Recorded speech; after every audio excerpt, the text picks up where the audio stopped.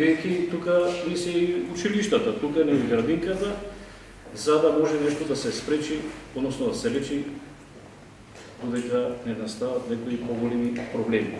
Што се однесува до моторните возила, јас највеќе, значи мене, како советник за образование, тука точно секој сабале се плашам дека може и да кажем дека нешто има и ги пази и децата и тие што возат непрописно.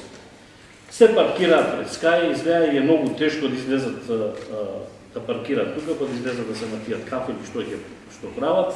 Одат по едносмерната улица, се враќаат таму, не знам кој каде оди, а најлошо е што учениците минуваат сабале, не е обележена добро пешачката патека, од едната страна тука треба пешачки патека да има.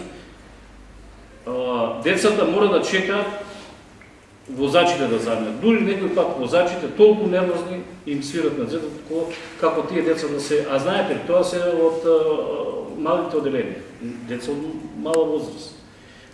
Командире, јас ја начинав точката, што би вие преземале како одговорно лице во сообраќајното, мислам, како човек што веќе има води сообраќајното, околу вие да преземете мерки околу ова што треба да се. Сега почнува и сезоната за велосипедистите и моторджиите. Од наша страна ќе бидат предвидени локални акцијски контроли за тие прекршоци, предвидени се и републички акцијски контроли и секојдневно ќе ги следиме и ќе ги санкционираме.